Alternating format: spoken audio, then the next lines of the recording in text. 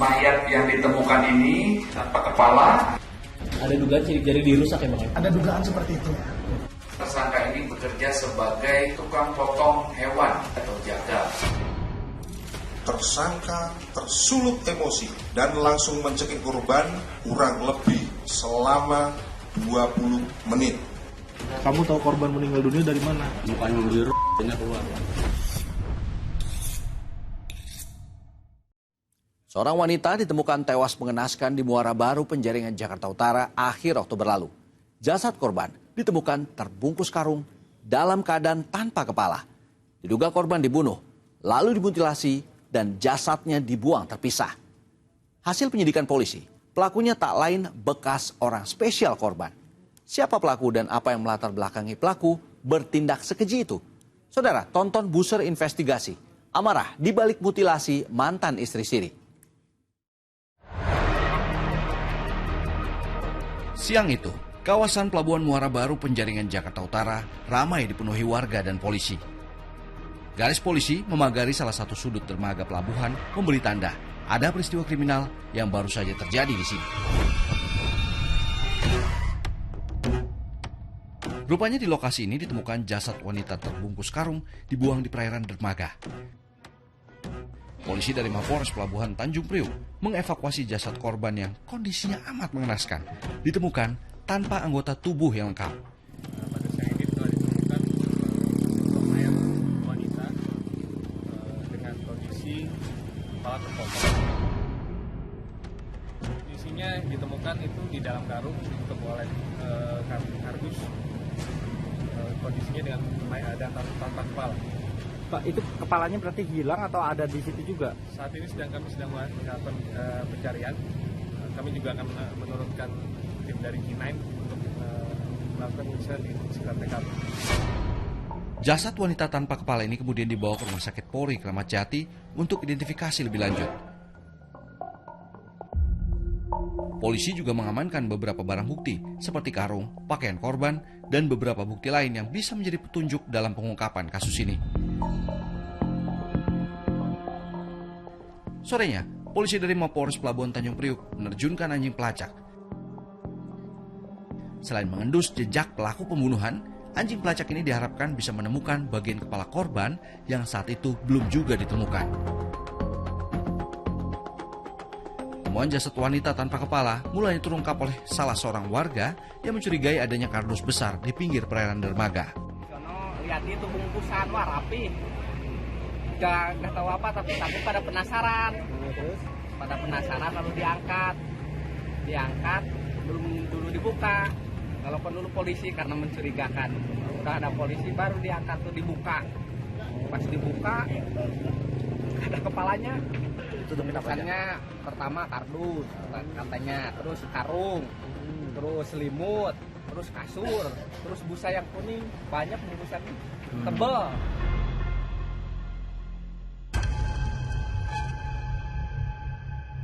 Dengan kawalan tim Inafis Polda Metro Jaya, jasad wanita tanpa kepala tiba di RS Polri Kramat Jati dan dibawa ke ruang instalasi kedokteran forensik untuk dilakukan identifikasi dan otopsi, sembari menunggu pihak-pihak yang merasa kehilangan anggota keluarganya.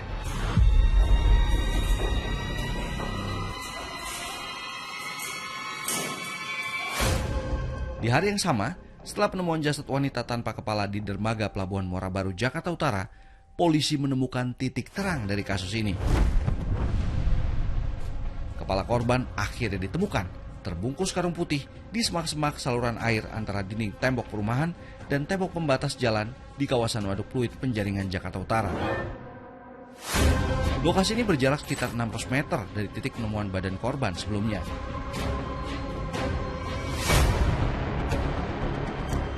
Dengan ditemukannya kepala korban dan serangkaian upaya penyelidikan serta identifikasi jasad korban, polisi bisa memastikan siapa korban sebenarnya. Setelah dilakukan langkah-langkah mengamankan TKP, kemudian terus dilakukan pencarian bagian tubuh yang lain, yaitu kepala. Akhirnya jam 00 atau jam 24 pada hari yang sama itu ditemukan kepalanya. Dan akhirnya setelah dilakukan identifikasi, kemudian dilakukan pengecekan sidik jarinya juga, didapatkanlah keterangan atau informasi bahwa korban adalah seorang perempuan yang berusia 40 tahun. Ya, beliau lahir tanggal 9 April, inisialnya saudari SH. Mayat yang ditemukan ini berdasarkan hasil identifikasi dari tim Inafis Polres Pelabuhan Tanjung Priok, itu awalnya tanpa kepala, akhirnya beberapa jam kemudian ditemukan kepalanya. Kemudian ada luka senjata tajam di bagian leher, kulit arinya mengelupas di bagian perut dan jari-jari tangan. Terkuaknya sosok korban wanita yang diketahui bernama Sinta Handiana, rumah keluarga korban di wilayah Curug, Tangerang, dalam suasana kedukaan. Hilangnya Sinta beberapa waktu lalu tanpa kabar sama sekali memang sempat membuat keluarga khawatir. Berulang kali dihubungi, tak ada respon sama sekali dari korban. Sampai suatu hari, keluarga justru mendapatkan informasi tak mengenakan terkait kabar hilangnya Sinta, datang dari pihak kepolisian. Adanya dia itu cuma kerja aja, jadi datang ke sini, pulang istirahat gitu ya, terus besoknya jalan lagi ke Jakarta kerja, udah. Kerjanya kalau boleh tahu di? Nah, kita nggak pernah tahu kerjanya apa. Anaknya baik, sering ngobrol juga gitu ya. Cuman memang kita nggak tahu aja. Pernah cerita kalau dia ada masalah atau apa gak? Dia nggak punya musuh, nggak punya, orang baik kok. Terungkapnya identitas korban yang diketahui seorang janda beranak 4 yang meninggal secara tragis dan disinkronkan dengan temuan bukti-bukti di lapangan serta melihat kondisi mayat korban, polisi mengarah pada beberapa dugaan, termasuk adanya upaya perusakan alat bukti. Jadi dari penyampaian daripada saksi anak ya, yang sempat kita lakukan interogasi di kediamannya, sempat menyampaikan ibunya keluar bersama dengan rekannya. Kalau kita melihat dari segi pembungkusan dan lain-lain ini memang karena kita lihat lapisnya cukup banyak ya, dugaan kami juga kuat bahwa pelaku ini juga sudah cukup merencanakan terkait dengan bagaimana proses pembuangan jenazah tersebut. Ada dugaan sidik jari dirusak ya Bang? Ada dugaan seperti itu ya.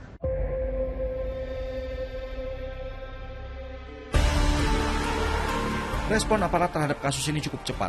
Subdit Jatanras di Treskrimum Polda Metro Jaya membekuk terduga pelaku Fauzan Fahmi di rumahnya di Penjaringan, Jakarta Utara, tak jauh dari lokasi penemuan mayat korban.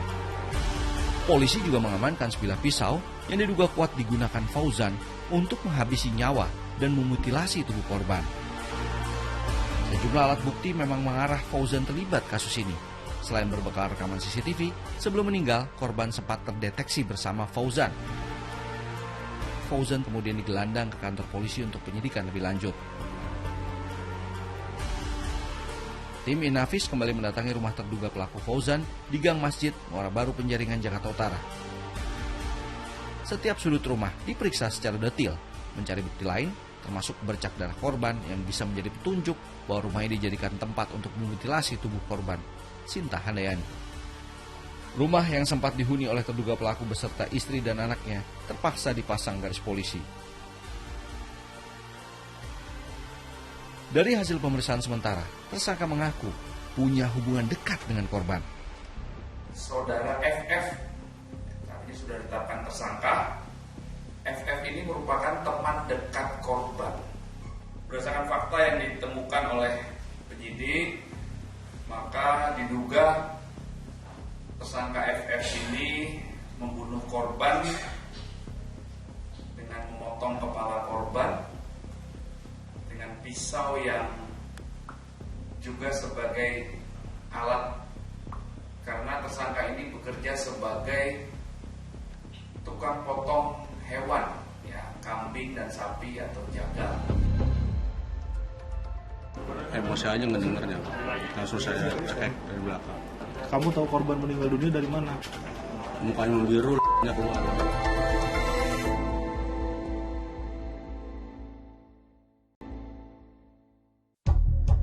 Penetapan Fauzan Fahmi sebagai tersangka memang didasarkan atas beberapa bukti kuat. Sejumlah CCTV memperlihatkan kegiatan pelaku yang mencurigakan Senin 28 Oktober lalu, tepat sehari sebelum penemuan mayat tanpa kepala di Pelabuhan Muara Baru. Dalam rekaman, pelaku dibantu rekannya mendorong jasad korban yang telah dibungkus karung dengan troli. Tersangka terlihat santai, padahal ia baru saja menghabisi nyawa seseorang. Bahkan troli itu ia dorong dari rumahnya melewati banyak warga ke arah pasar. Dapatnya dari atas rumah dia, diturunkan, bawa arah di dalam ini pakai lori, dibawa ke pasar. Di pasar saya cek CCTV, kebetulan situ mobil losbaknya nggak ada. Dinaikin dari mobil losbak, dibawa ke dalam pelabuhan dalam. Disitulah mayatnya pagi-pagi ketemu dengan orang mancing. Orang mancing viral, mungkin lapor ke Polsek Lelang. Tersangka sempat berkelit saat ditanya oleh warga terkait isi bungkusan karung yang dibawanya. Dia ngakunya bawa apa sih itu, Bu? Ya orang sini kalau nanya depan sini ngomongnya sih ikan. Ya ada yang bilang ikan gede banget. Saya nggak curiga. Soalnya orangnya setiap lebaran kan belanja ikan. Buat sekitar begitu. Jadi nggak curiga karena? Nggak curiga, nggak. Kalau nggak ada penggerbekan malam juga nggak ada yang takut sih. Masih tetap aja sembunyi-sembunyi ya. Warga sama sekali tak menaruh curiga terhadap pelaku karena ia sering membawa ikan sebelumnya. Sementara dari rekaman CCTV pasar, tersangka bersama rekannya juga terlihat memindahkan karung yang berisi mayat korban ke atas mobil pickup yang sudah ngetem sebelumnya. Sejumlah warga ikut membantu karena melihat tersangka kesulitan menaikkan jasad korban ke mobil bak terbuka di area parkiran Pasar Muara Baru. Dua orang yang sempat membantunya ini, salah satunya pedagang kios makanan ringan, ikut diperiksa polisi untuk diminta keterangan terkait peristiwa malam itu. Sutrisno pun berkisah. Awal mulanya kita nggak tahu mobilnya parkir di sini, terus dia pulang berdua ke sini lagi bawa karung mau ngangkat ke mobil, keberatan aku turun dari motor, aku mau pulang, aku terus nyamper tak bantu dorong ke mobilnya doang. Nah saat itu abang tahu nggak bang isi karung itu apa? Nggak tahu. Cuman aku sempat nanya, apa itu isinya? Jawabnya katanya ikan mau dipaketin ke bandara. Mau dipaketin ke bandara dia bilang? Bilangnya ikan. Oh, sempet curiga nggak sih bang? Itu lagi abang angkat berat banget atau gimana gitu?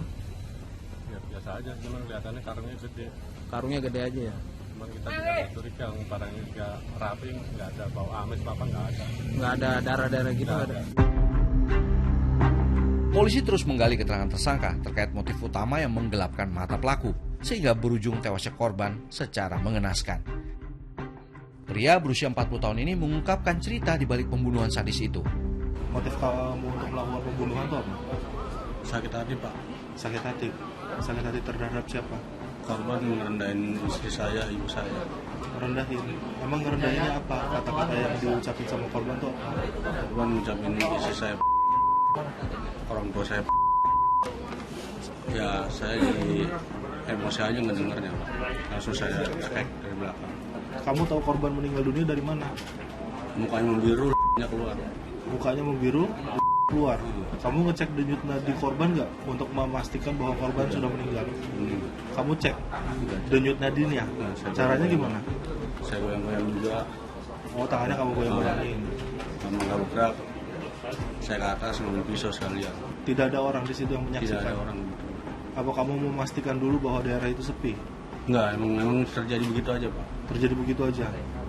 Bahkan pelaku mengaku pernah punya hubungan spesial dengan korban beberapa waktu silam. Dulu pernah ada, sudah 2 tahun yang lalu kita pernah siri. Menikah siri? Iya, dulu pernah. Semua udah bubar. Udah lama juga nggak ada hubungan, udah nggak ada kontak.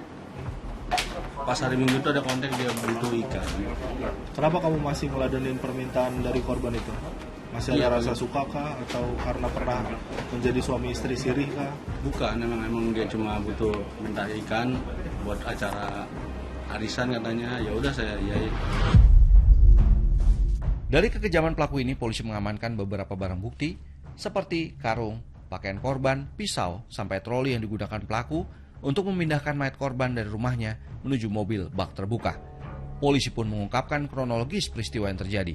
Tanggal 27 Oktober 2024 sekira pukul 9.00 WIB, korban meminta tersangka untuk membawakan ikan tuna dan menemuinya di Hotel Aceh Besar di Muara Karang, Jakarta Utara.